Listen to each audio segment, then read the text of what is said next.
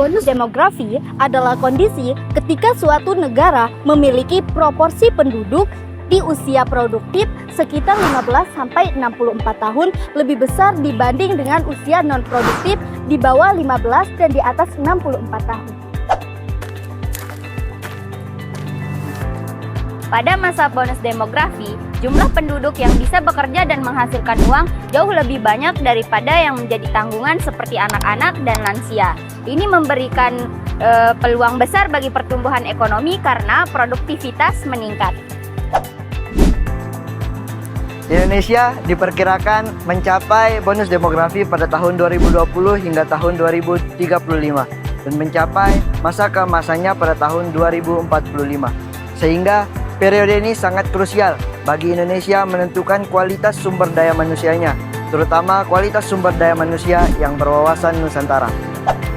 Bonus demografi dapat mempercepat pembangunan politik, ekonomi, sosial, dan budaya yang inklusif bagi seluruh rakyat Indonesia.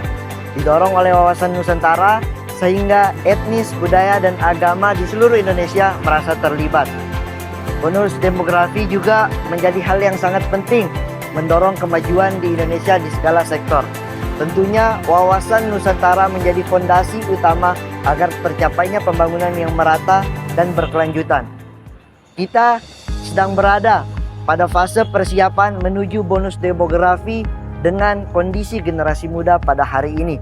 Tentu akan banyak sekali tantangan dan pertimbangan untuk mencapai kondisi tersebut.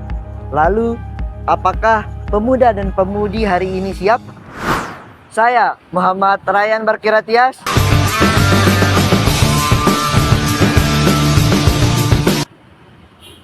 Saya Cici Azizatul Mila. Saya Natasha Dita Gustina.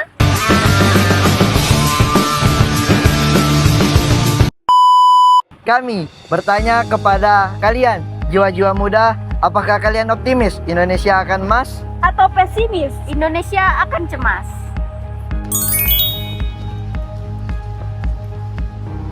Permisi Kak, mau bertanya boleh nggak Kak?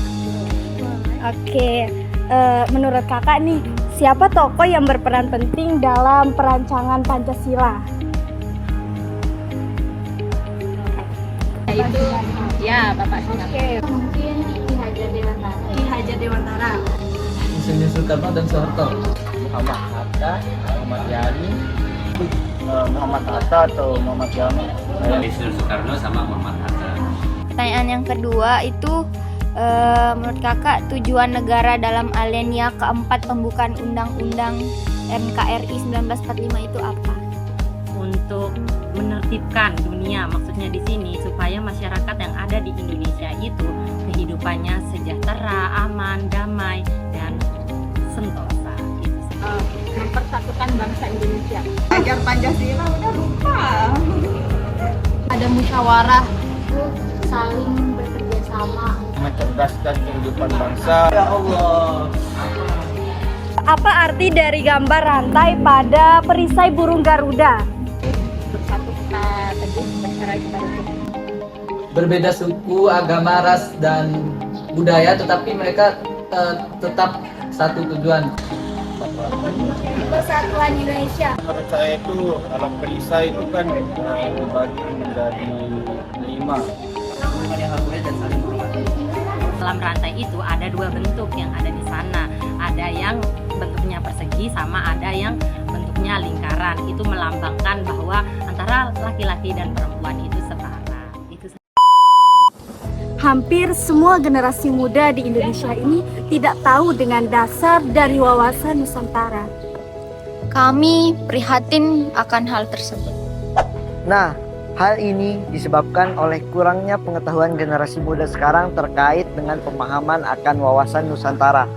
Wawasan Nusantara sendiri menurut ketetapan MPR tahun 1993 dan 1998 merupakan wawasan nasional yang bersumber pada Pancasila dan Undang-Undang Dasar 1945 adalah cara pandang atau sikap bangsa terhadap diri dan lingkungannya dengan menjaga persatuan dan kesatuan bangsa serta kesatuan wilayah dengan menyelenggarakan kehidupan bermasyarakat, berbangsa, dan bernegara untuk mencapai tujuan bangsa secara bersama-sama.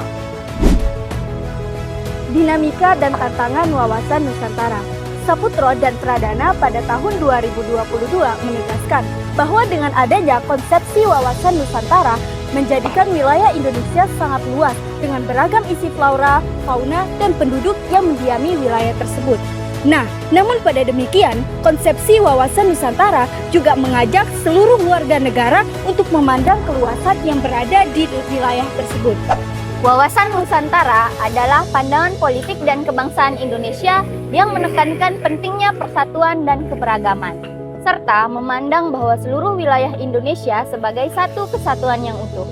Tujuannya adalah untuk menjaga keutuhan negara, membangun secara merata, menghindari konflik, dan mewujudkan masyarakat Indonesia yang adil, makmur, dan damai. Nah, seberapa penting bonus demografi itu bagi kemajuan bangsa Indonesia ditentukan oleh nasib generasi muda sekarang. Generasi muda yang paham akan wawasan Nusantara sehingga berbuat bijak di hari kedepannya.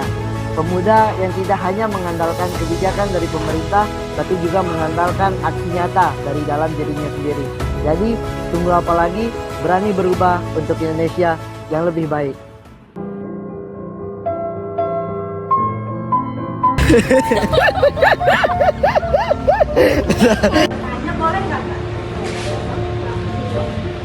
Wilayah Indonesia sangat luas. Nanti kita kan